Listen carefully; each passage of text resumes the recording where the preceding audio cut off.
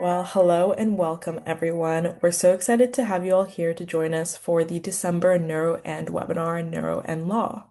Dr. Francis Shen is a professor of law and faculty member in the graduate program in neuroscience at the University of Minnesota, a member of the Harvard Medical School Center for Bioethics and director of the Shen Neurolaw Lab. Dr. Shen's work centers on translating breakthroughs in brain science and AI into stronger land policy. His research examines the legal and ethical implications posed by advances in neuroscience, neurotechnology, and artificial intelligence. And with that, I'm going to stop screen sharing and then Dr. Shen will hand it off to you from here. Great. Well, nice to see everyone. My name's Francis, and what we'll do here is I've got a slide deck, but we can go in different directions. I want to make sure we're covering anything that you want to cover. So if we don't get to the slide deck, it's not a big deal. We can go in the directions that you want to go in. So chime in early and often. We'll go from there. No disclosures to make, but I do want to acknowledge funders, one of whom is the same, actually, which is the Dana Foundation. They support something called the Neurotech Justice Accelerator at Mass General Brigham, NJAM. I'll talk a little bit about that later. And also the Dana Foundation Career Network in Neuroscience and Society, which I will also talk about a little bit later. Thanks to NIH, it's funded through NIH Brain Initiative Neuroethics Program and through NIH Bridge AI supports our work. Nothing that I say today implicates them. I will share these slides afterwards, and I want to just flag three sites because we won't get to everything today. And if you get interested in more of this work at the intersection of neuroscience and society, especially neuroscience and law, neuroscience and ethics, the three places I'm going to send you are the Center for Law, Brain, and Behavior at Mass General Brigham, the Dana Foundation Career Network in Neuroscience and Society, which I mentioned at neuroxcareers.org, and the Neurotech Justice Accelerator, neurotechjustice.org. So those are three places to go again if you get interested in what we're doing. And I'll just put into the chat my email, social, all that, if you want to track me down or find me. Okay, so what I want to cover today, I want to start with the punchline. So I'll give that right out front. Then I'll talk about our work in the lab that I run. Our motto is every story is a brain story, and I'll tell you a bit about what we do. I'll give you a sense of where we are with neuroscience and law, with the idea being that we're in a neuro-law winter. I'll tell you what that means. And then we'll dive into a little bit of what does this stuff actually look like, and in particular, the individualization challenge, which is also, if you've heard the phrase personalized medicine, a challenge in medicine as well. How do you take all this really cool stuff that's happening in neuroscience and make for better clinical outcomes or better legal outcomes or better social outcomes? That requires individualization, and that's a challenge. But it also requires a new system. I'll talk a little bit about that, though I suspect we'll run out of time. And I will jump ahead and make sure that by the end, we talk about your role and also talk about opportunities to get involved and to further train in these new areas. One thing I will not do is try and cram into 90 minutes everything that we might cover if we had a day or a full semester. If we had a day, and I know a couple familiar faces, some of you joined us for Neurolaw Bootcamp, which I ran free. Maybe we'll do it again if there's interest.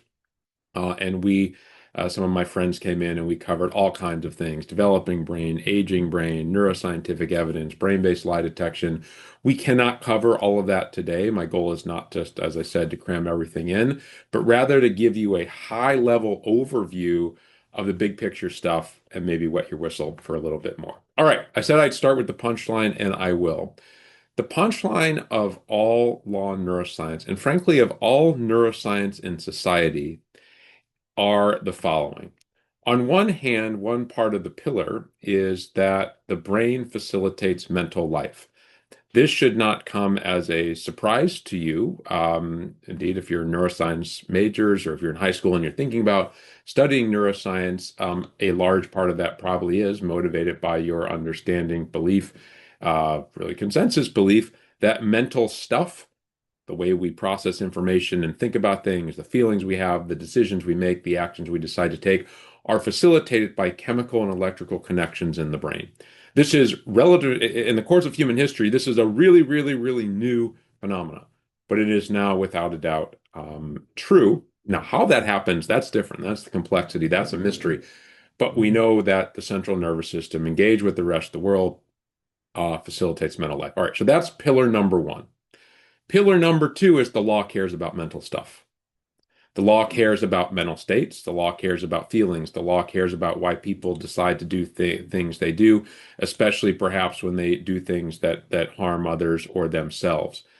And so, if the law cares about mental states and mental life and decision making, and if neuroscience tells us something about that decision making and that mental experience, then my view is the two go together quite well. And that is indeed the crux of all of this work that I do.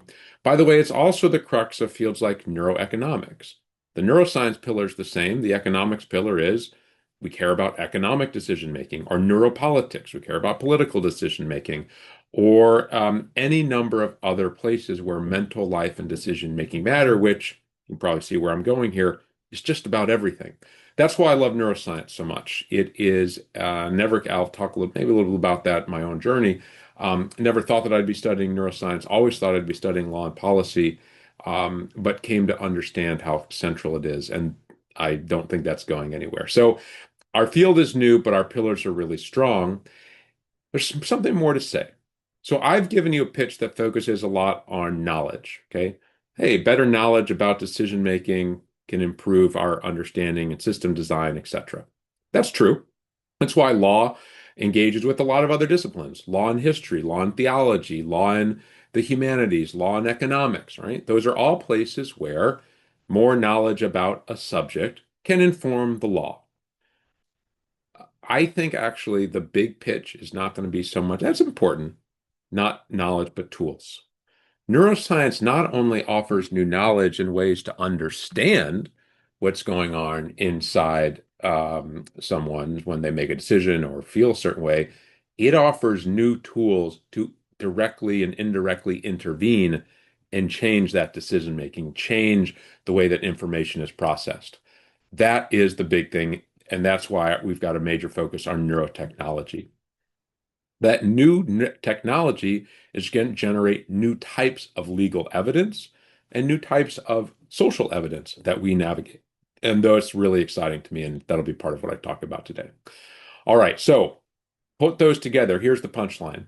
Advances in the brain sciences, and I mean that broadly, our understanding of brain-mind behavior relationship and the new technologies that are emerging to explore and modify those brain-mind behavior relationships, I think will eventually galvanize revolutionary change in legal doctrine and practice, and by the way, in our social engagement. But it's not just going to happen like that. Why? Because there are a couple persistent challenges and they're related. One is individualization of neurobiological evidence. And the second is just the vast complexity of the human brain. And hopefully in your lifetimes, you're going to help us unravel some of that. But at present, it's a really complex area. So much so that I have one colleague, there's a scientist who says that if understanding the brain is like running a mile, we've come 3 inches. And that may be right, but I'd say at least we're running the right race. All right, so that's the punchline. How do we enter this? What is our work? Well, um, we do a lot of work at the intersection of neuroscience and law. We publish books for lawyers like this, Brain Science for Lawyers, Judges, and Policymakers.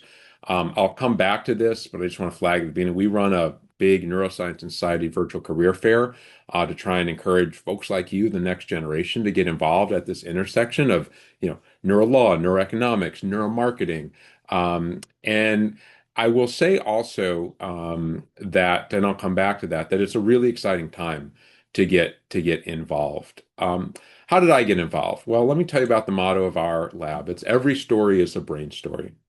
If you had asked me when I was going into graduate school, I graduated college, I studied English and economics at the University of Chicago, and you had asked me, I was starting my graduate program at Harvard. I knew I'd do a JD PhD, was really excited about it. But the PhD is in government and social policy, so political science and public policy.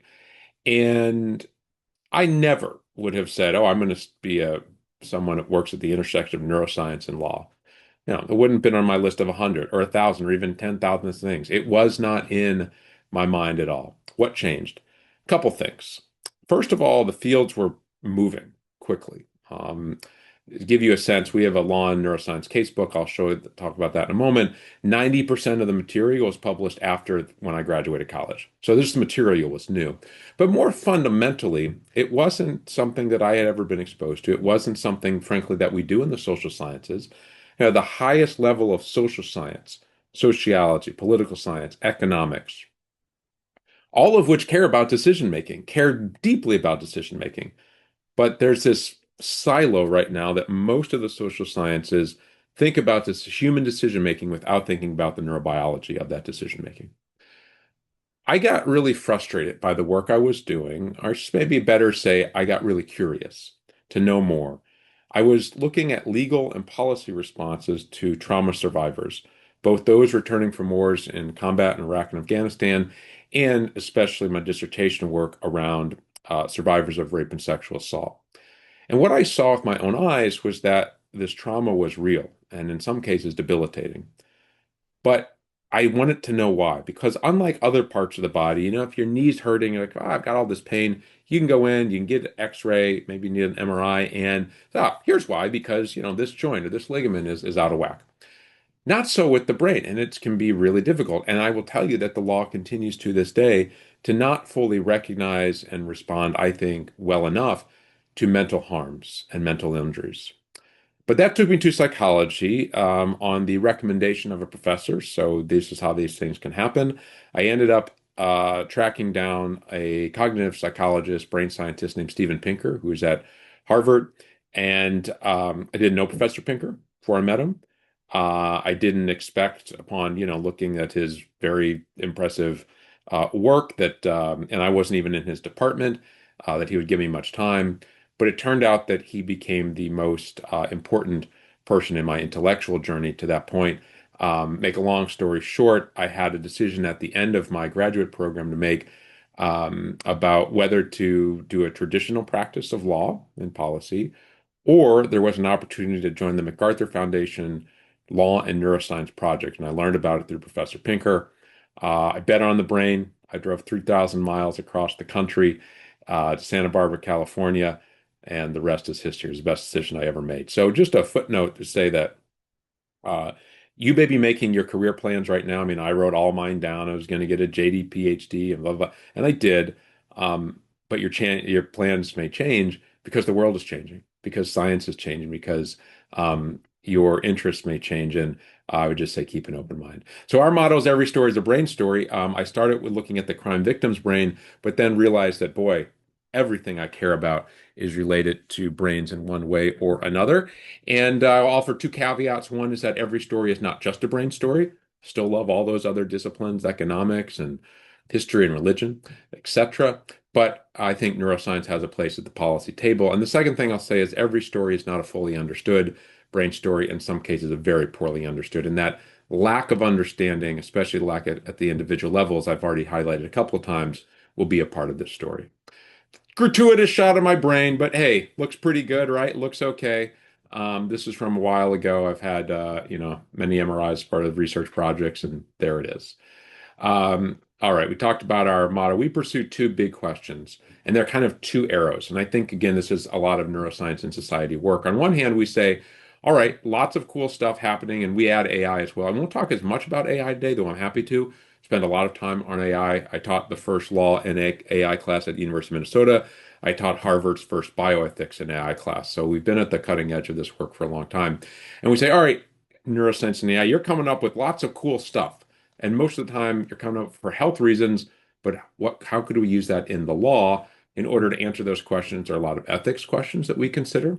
And then the arrow goes the other way because law is also in the business of governing neuroscience and AI. And here the central question is, how can law and regulation unleash the awesome power of these tools while mitigating potential harms? And that also requires some ethical questions. What do you want the world to look like? What do we actually do? We do a lot. We do a lot of empirical, theoretical work, surveys, focus groups, collaborating with neuroimagers. We do a lot of outreach and policy work, education work. We do a lot of community engaged research in the community. We do a lot of training as part of my lab group from the summer. One of my lab mates who's now doing his master's in neuroscience will go on to a JD PhD. And we love training the next generation. We collaborate a lot, hundreds of research assistants, tons of co-authors. I joke that when I travel, I don't bring back souvenirs. I bring back RAs and co-authors. So watch out. Maybe you'll join the group. But thanks to all of them, they make it all work. Okay, so where are we at this state? I've given you the two pillars. Remember those two pillars? The basic idea is that law is in the business of governing human behavior. Neuroscience can tell us a lot about that behavior and can offer tools to modify that behavior. Sounds great, right? So why hasn't it taken off? Here's why. We almost took off in the early 2000s, made the cover of the New York Times Magazine. This was before I was getting involved, 2007. And sometimes when you hit the cover of the New York Times Magazine, that means you're it, right? It's like, oh boy, everyone's going to be doing this. Everyone's going to be teaching neurolaw. Everyone's going to know about it. It's like, no.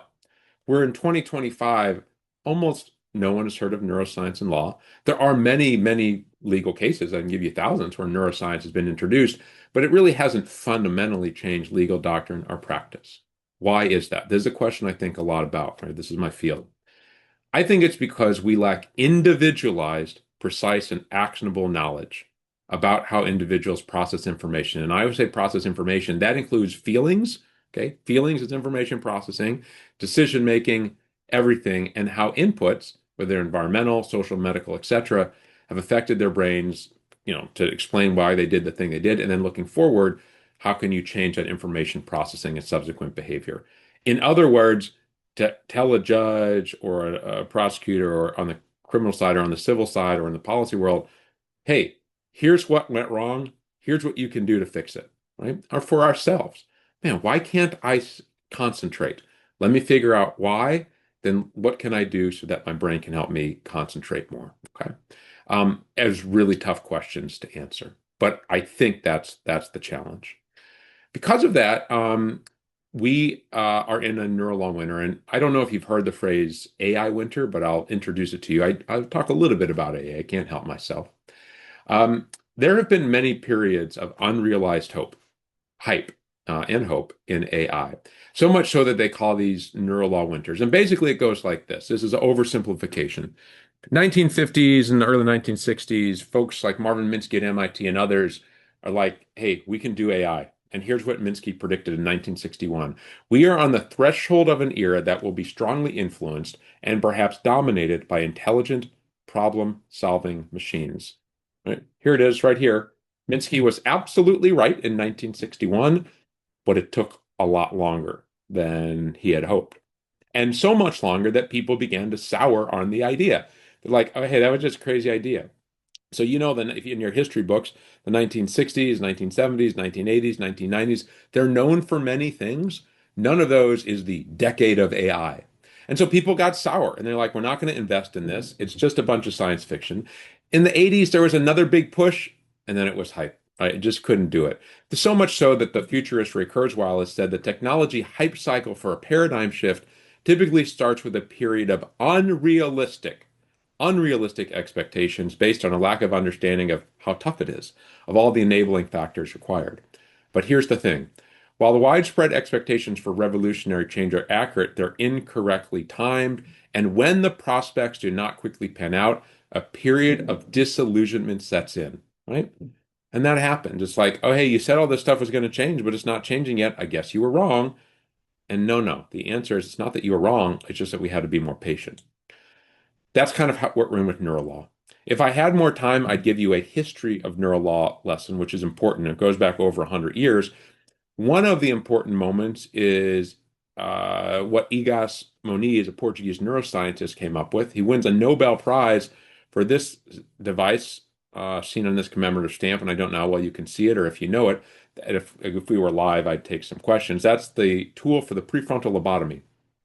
What you don't know, you probably heard of lobotomy and you're like, not good, right? What you don't know is the law was like, oh, prefrontal lobotomy, awesome. Here's why. Yale Law Journal, quoting, from 1948, perfection of so relatively simple and inexpensive a technique as the prefrontal lobotomy promises to be a major contribution to the cure of criminals. Right? Boy, that was attractive. And it sure sounds like those two pillars I gave you at the beginning, right? Here's law with this intractable problem of how do we deal with interpersonal violence. Here comes neuroscience to say, oh, we can help you with that. It's called lobotomy. It's going to be great. And I can almost imagine that discussion. Of course, it didn't happen quite like this, but law says to science or Dr. Moniz, okay, you say you've got this idea, but I don't know. Can we trust you? Do you have any sort of bona fides? He's like, I don't know. I have this thing called a Nobel Prize. Even Nobel Prize winning science can potentially not be ready. We can go on and on. There are more moments, but the situation today is that neurolaw, I get to talk about it all the time, but most people don't. It hasn't really been hit the big time yet, even though we did hit that New York Times Magazine. I think there are some people who are souring on the idea and think that, well, it's never going to happen. I'm going to finish that quote from Ray Kurzweil because here's my prediction about law and neuroscience. So remember, the prospects don't quickly pan out. A period of disillusionment sets in. Nevertheless, exponential growth continues unabated, and years later, a more mature and realistic transformation does take place. In other words, the change is coming, you just can't see it yet. And this exponential growth is absolutely critical to understanding technological change. If you've seen an exponential growth curve, they're different than a linear curve or linear graph. Linear progress, again, if I had a chalkboard, I'd do it on a chalkboard. You can see what those like, right? It just kind of getting better over time. Kind of like growth in early age, right? Da, da, da. Exponential growth looks like this. It looks like nothing's happening until boom, everything happens. Um, and so much is happening down here in neuroscience. Tens of thousands of people waking up every day to better understand the brain and the nervous system. Okay, so that's where we are with neurolaw. Let me say a few other things, and then I'll give you some context and then some cases so we can dig in. As I mentioned, if you want to go for more, there are a lot of places. One is lawneuro.org, MacArthur Foundation, Research Network in Law and Neuroscience, free searchable bibliography. Another place is cobb.org, the Center for Law, Brain, and Behavior. I've worked extensively with them as a former executive director. The motto there, better decisions in line with science can produce better outcomes in line with justice. And we do real applied work. For example, we did this amazing program with judges. These are state judges, work with the Flashing Judicial Institute in Massachusetts, year-long program, and we covered a range of neuroscience topics that are directly relevant to work the judges are doing. Trauma, developing brain, aging brain, cannabis in the brain, mental health. We'll be doing another program in January. Very applied work. Also applied work is work that the Center for Law, Brain, and Behavior does with the Federal Judicial Center. These are maps where there are more dots to add now, where individuals have come in to Boston, to Harvard, and again, judges, probation, parole, to really understand neuroscience and apply it to the law.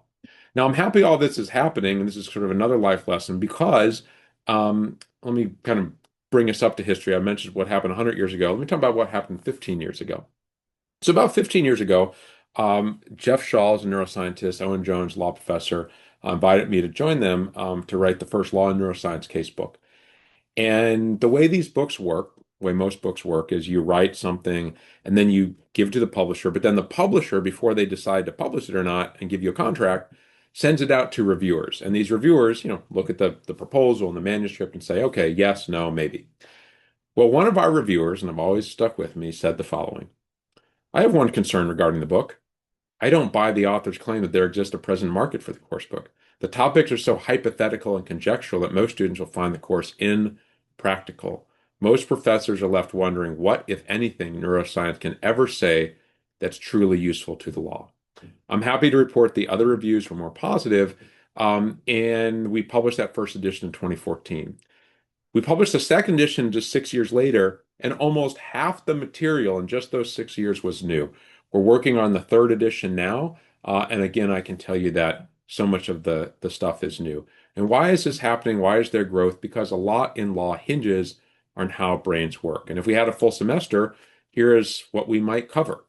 We'd cover brain death and brain injury and addiction, lie detection, judging, memory, emotion, aging brains, adolescent brains, criminal law. We cover so much.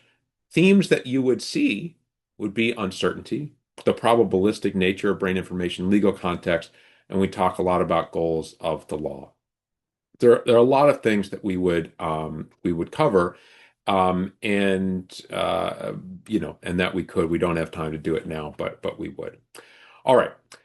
Let me give you a feel for what neurolaw cases look like, and I'm going to jump around a little bit here. I'm going to start with a case that's not criminal at all, but is foundational, and maybe it's something we can talk about. And that has to do with this question of what is physical and what is mental.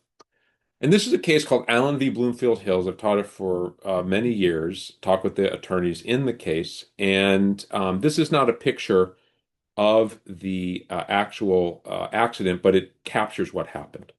So Bloomfield Hills is a wonderful suburb outside of Detroit, Michigan. Maybe some of you are familiar with it if you're from the area. And on a particular school day morning in the winter, for reasons that are still a little bit hard to understand, when the crossing guard gate goes down for the train, like ding, ding, ding, ding, ding, ding, ding, ding, ding, this school bus swerves around and tries to get through the train tracks. We're going to be focused on the conductor in the train, a man named Charles Allen. Mr. Allen sees this happening, tries to put on those brakes, but can't enough, and the train hits the school bus. Right, he later says it's my worst nightmare. Uh, Thankfully, there were no kids on the bus. It was after drop off, but there was a bus driver, and the bus driver was seriously hurt. Mr. Allen, our conductor, gets out of it. There's snow, goes 800 meters, tries to help. The most traumatic thing you can imagine. And fast forward, he develops post-traumatic stress disorder and cannot work.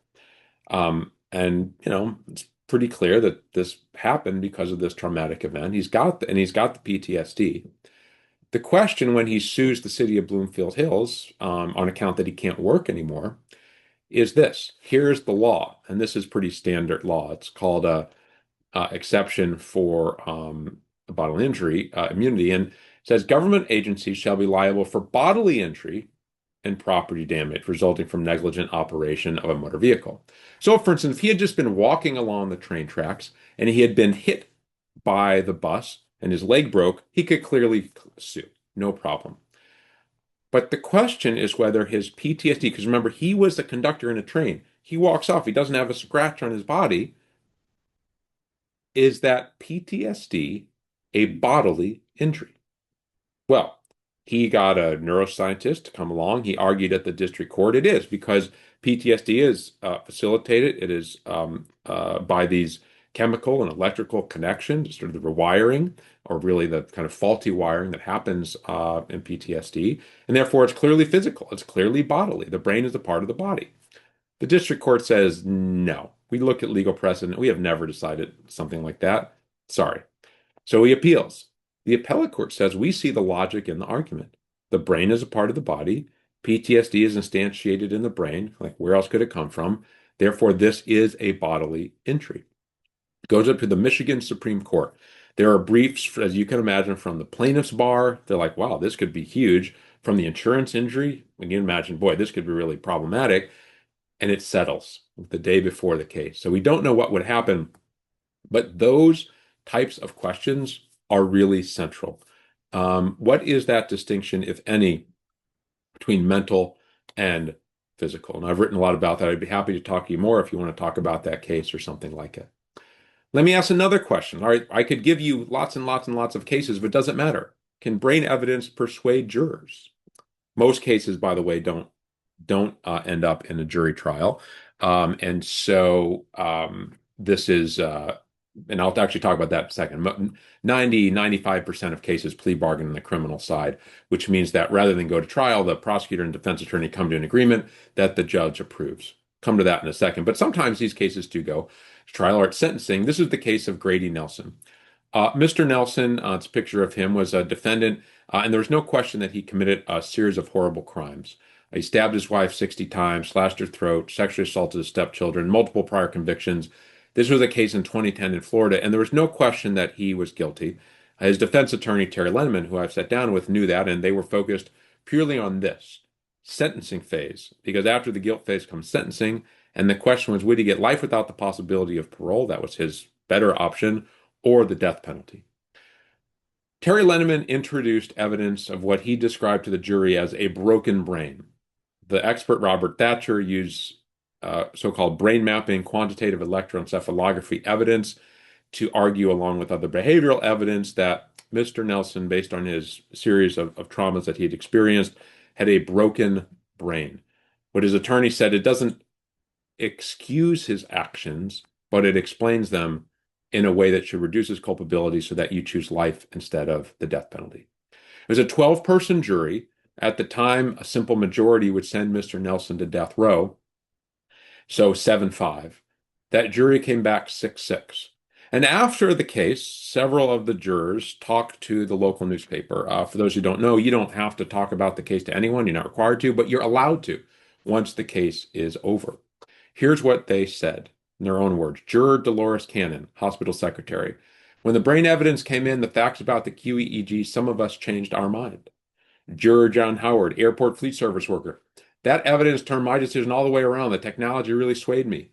After seeing the brain scans, I was convinced this guy had some sort of brain problem.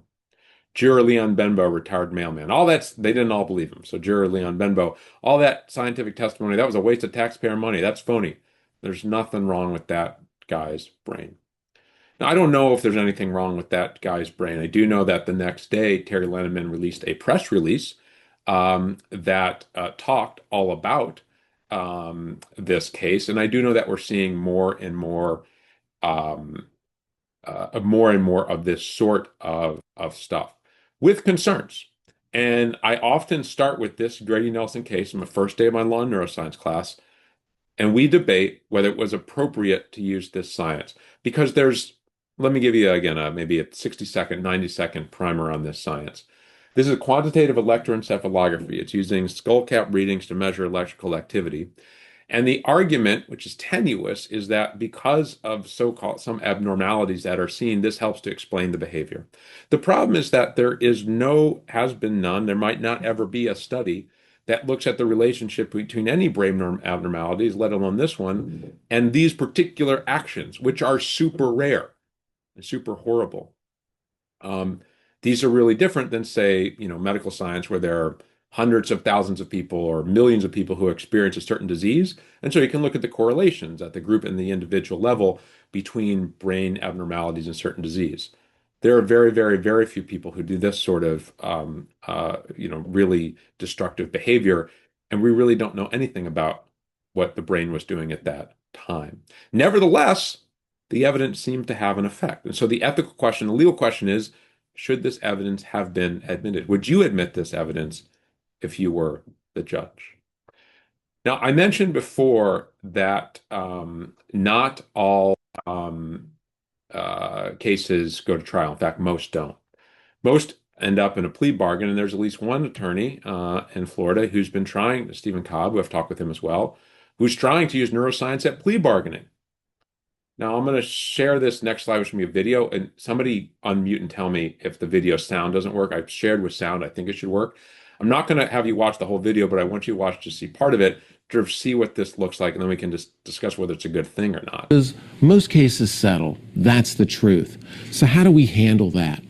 Well, one of the things that is most innovative about our law firm is we're the first law firm in the United States, if not the world, to use neuroimaging for damage control in criminal cases. What do I mean? Well, take a look at the pictures on the screen right now. Those are pictures of a healthy, normal range brain image. And when you see the next set of images, this set of images right here, you can see these are completely different. A lot of different things can... They are completely different. I'll just stop sharing for a second. But it's not at all clear, again, a 60-second version of that. My neuroscientist friends, when they see those sorts of images, sort of roll out of their seats because there is, again, no research that would tie even if you were to stipulate to a brain abnormality with the sort of behavior that the law cares about. That just research doesn't exist, in part because there's so little ability to connect real-world behavior at scale with legally relevant behavior with brain imaging. And yet, when I talked to Attorney Cobb, he talks about how sometimes utilizing this information has improved outcomes for his clients. And he said, look, the reason I did it, Francis, is that I want to get better outcomes from my clients, meaning more mental health services, and I'm not getting it other ways. This seems to be working, so I'm going to keep using it. Again, is that an appropriate use of neuroscience or not? What a lot of this boils down to is the challenge of, and I'll share my screen again, of group to individual inference. And what does that mean? What that means is going from some group level understanding of neurobiology to what is actually happening with this particular individual in the courtroom. My colleague David Fagman, law professor and law dean, says, while science attempts to discover the universals hiding among the particulars, trial courts attempt to discover the particulars hiding among the universals. And actually, it's what physicians do as well. This individualization is a real problem. Let me give you an example from the addicted brain, another area where we spend a lot of time on this because addiction and the law intersect all over the place.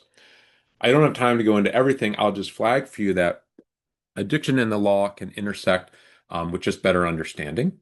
That is, even if we can't treat or change behavior, we might just be more understanding of someone if we understand that the decisions they're making are fueled by some sort of substance use disorder. Certainly, there's been a lot of development, and maybe some of you will make further improvements in treatment, including medical assisted treatment, drugs to treat drugs, a lot of other programs.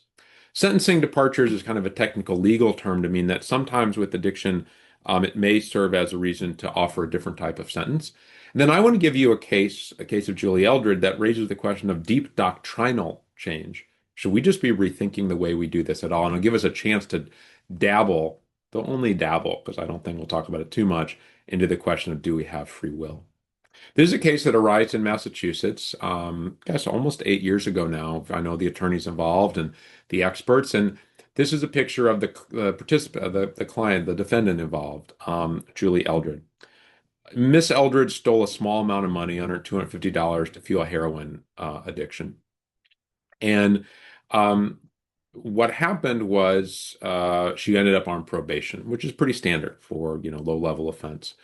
You don't have to be a lawyer, I bet, to guess what was the first condition of a probation requirement. And probation, for those who don't know, in the U.S. system, is basically a deal between the government and the defendant. It says, okay, look, this wasn't the worst thing in the world, but it's bad. So rather than incarcerate you, we're going to let you live out in the world, but on conditions. You are there on probation on conditions. And condition number one on a drug offense is remain drug-free. Well, those of you who know addiction won't be surprised that within 10 days she relapsed. Now she's back in front of the court. Goes on to get incarcerated for a brief amount of time for a lack of beds, and ultimately brings a legal case that says the following. It was unconstitutional under the Massachusetts and the federal constitution to require me to remain drug-free. Why? Because I did not have a choice as to whether to remain drug-free or not. Now, it's a little hard to see. I'm going to see if I can check out my, well, I'll do it later. I'll show you what, no, I'll stop here. So you can actually see. So here's a pen, right? And if I drop that pen, it dropped from here to here. None of you would say that that pen chose to land in my hand. In fact, if you knew exactly how far my hands were away, the weight of the pen, the wind resistance, you could predict with accuracy where it would land. Why? Because the pen has to follow the rules of physics. It doesn't get to decide right here, be like, nah, today's the day I'm going to fly over there, right? The pen has no free will to choose. There are some in neuroscience, some very smart neuroscientists, Robert Sapolsky amongst others, who argue that we are just like that pen. We have no free will. We have never made a good decision. We have never made a bad decision. We are all determined. You can read about his argument in his book, Determined. There are many, many other books and articles about that. And that was a version of what Julie Eldred was arguing. I didn't choose to relapse. I was determined because of that addiction. It went up to the Massachusetts Supreme Judicial Court. The court rejected the argument, both on procedural and substantive grounds. But arguments like that are emerging, and again, are things that you can think about, the extent to which our choices are constrained, and to some extent, not just constrained, but so constrained that it may give rise to treating them differently in the justice system or even socially. All right, so that's the Julie Eldred case. We've talked about addiction. We've talked about the group to individual inference. We've talked about evidence in the courtroom. We've talked about brain imaging. Let me pick out a couple more, and then I want to give some career advice. One of the things that I'm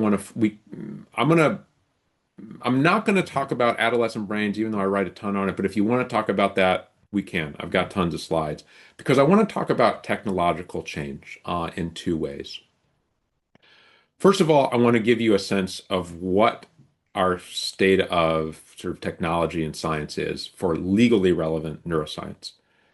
There is very, very little neuroscience done purely for law purposes. About the only example is neuroscience of lie detection. That field's been moribund for 10 years. Neuroscience, lie detection is the holy grail of neurolaw. If you want to talk more about it, I will. I can talk about it for hours. I'll set it aside for now. Most neuroscience is developed to be clinically relevant, okay? So if any of you are doing neuroscience research or looking into it, and understandably and appropriately, almost all of it will be for human health and well-being. What does that mean? It means that for the law, we have to take the research that was done for some other purpose and bring it into the law. For example, neuroscience of dementia research might be relevant for financial fraud considerations for older adults, but the research wasn't typically specifically done for fraud detection purposes. One other note, I've argued that neuroscientific evidence will be like instant replay. We never saw images like this 20 years ago. Why? Because it wasn't because the refs always got it right. It's because there was no opportunity to do instant replay. And we didn't see images like this 50 years ago because there was no medical imaging or legally relevant imaging. Instant replay, if you're a sports fan anywhere across the world, you know it's fundamentally reshaped sports. And yet, instant replay is used rarely. Almost all plays don't go to instant replay, but the really important ones do. When you go to instant replay, when the stakes are really high, when it's unclear, when your own judgment you can't trust, and when, foot's just on the line, when you're right there. I suspect that neuroscience in the law won't be used in all cases, but will be used in some really important ones. I also think that the type of evidence is going to deeply change. This was back in 2019. We're now 6 years, and it's no longer the case that in the future. Already, brain and behavior are being measured via smart technologies. We work a lot on these issues, and although today's research and clinical practice is very geographically constrained, if you're in, somewhere in the Northeast, there's where you are. Increasingly, work is being field-based, right? And that's going to transform things. There are also new portable, for example, there are portable MRI technologies, and I'm going to show you a video of one in a second. There are different ones that are under development, and these will, again, fundamentally reshape the way that we gather evidence and the way that we use it.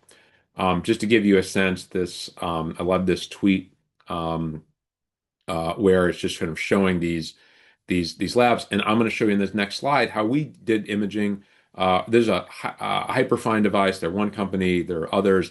Ultra low field scanning, so the Gauss lines are different, and it allows you to do something like this. It's a beautiful morning in Boston. We're at the Whittier Street Health Center, the Frederica M. Williams building, and just outside, now arrived, is Dr. Jonathan Jackson and the hyperfine mobile brain scanning unit. But we're here with Phoebe Burton, who is going to be our scanner today and drives the Scanavan. Phoebe, can you tell us just a little bit about this device? How long does it take you to set up, and where can you scan with this hyperfine in a van? Yeah, so you can scan anywhere. That's kind of the beauty of it. Anywhere that you can plug the van, you can run an MRI scan. We use a Wi-Fi hotspot to connect it, and then I can connect that to my laptop and run and upload scans pretty much wherever you go. It runs off of these Ego batteries. One battery equals about an hour of power, so I typically carry 8 of them. I also carry a charger with I'm going to get in and get myself a scan. Checking in on Francis Shen. How you doing, Francis? I'm doing great. I've just gotten out of the scanner and walking over, and here are my brain scans. Phoebe, how did these arrive so quickly on your computer? They are loaded as the scan is running, so after each sequence finishes, it loads right up. Okay, so you can imagine a bunch of different things. It's pretty wild that, by the way, we're right out here in the So I city of can actually see the Boston. scans as you're on the scanner, which is really cool. That's really cool. So this is your One of the sample. interesting things about the low field MRI is that because of the much lower magnetic field, I can be next to Jonathan, and if someone in the scanner wanted some comfort, I can hold Jonathan's hand like that. And you couldn't do that with a traditional fixed MRI. You're doing great, Jonathan. All right, so everything, look, I have a big smile. Everything looks great, right? We think a lot about the ethical and legal implications and the safeguards that need to be in place when suddenly you're scanning in community, right? There are a lot of, from the research side, concerns that you could do drive-by scanning and sort of colonizing type of research, which has been unfortunately the history of a lot of scientific research. Show up in the community, get your brain data, and leave, and never come back. It's a real problem. There are all sorts of privacy concerns. I mean, you could hear the horns in the background. They're my brain scans. Like, are people just walking by, right? You can see me in the scanner. There I am. So these sorts of things are the future. We work, as I mentioned, a lot with smartphones, digital psychiatry, and these things are all happening. And those things that I just showed you, I couldn't have showed you when I started my neurolaw journey just 10 years ago. They didn't exist. This is all the, remember my mention about exponential growth? This is all the stuff happening that you're not paying attention to, that no one's paying attention to. Just like, by the way, in the 1990s and the 2000s, there was all this amazing AI stuff happening, right? But nobody heard about it until it went big time. That's the state of neuroscience and law. That's why I'm so excited about it, even though nobody's heard of it. Okay. The musical analogy, if you're a music fan, is we're a little indie band playing small venues. We've got a cult following and groupies, but we've not hit the big time yet. But you're in the know now, you know it. Or the startup, if you're a business person, the startup example is we're working out of the garage, right? And we're just we believe in the vision. It's going to work. It just takes time, and it's really happening in so many ways. All right, I want to go to mostly discussion, but I want to spend the last few minutes just sharing with you thoughts about careers in this space, and which is something I think a lot about through the this Dana Foundation Career Network in Neuroscience and Society. So let me go to the future and talk a little bit about that. And then, as I said, we can go back and talk about anything you want. Share my screen one more time here. All right, so the future of law and neuroscience, what does it look like? Good question. But I think one thing it ought to definitely do is be engaged with the community. The Neurotech Justice Accelerator that I mentioned at Mass General Brigham, we're deeply engaged with the community. The communities, there are many different communities. Community is not a single thing, but it can't just be a bunch of experts and a bunch of elite institutions and a bunch of companies. I mean, it can be, but if it is, we're in real trouble. We do a lot of outreach work. I'd encourage you to be doing that. This is when it loads up, example of us in the Museum of Science. We have an annual Neurotech Justice Summit. We work with a partner called More Than Words in Boston, who are awesome. These are youth 16 to 24. We're there. I was just there last week or the week before. And we talk about neurotechnology. We talk about mental health. We play a game called Neurofutures that was developed, not by us, by others. Now, I'll give you an example of kind of where things are. We developed it's an exercise, a report card for neurotech. What would you want to know about neurotech? And they're great. These are kids your age. Want to know about what are the side effects, would test on people like me, etc. And then we said, all right, so who do you trust to answer these questions? The most common answer was no one. We don't trust anyone. I think there has not been enough community engagement generally in scientific engagement, really with kind of research, and that goes beyond neuroscience, but now is a critical time given those technologies. So I'd encourage you to get involved. One place you can do it is through the neuroxcareers.org website. I started this 3 years ago, and thank you, Dana Foundation, for making that dream possible because I was getting so many emails all the time from folks who are like, boy, I'm really interested in this, but I have no idea where to start, and I don't know where the resources are. So we compile these resources at neuroxcareers.org. Everything we have is free and open. It is just to help trainees. There are a number of NeuroX fields on the website. I said neuroeconomics, neuromarketing. We do a big virtual career fair. We just did an event on neurohumanities. We try and compile resources. The website's being upgraded and updated right now, so it might look a little funky for another week or so. Our students have come from over 1,200 schools, which is really, really exciting. and we'll continue to do programs. So that's a place that I would definitely encourage you to go if you're interested in this sort of intersection between neuroscience and anything out there in society, economics, law. There's neuroeducation. One thing after another. Those are great places to go.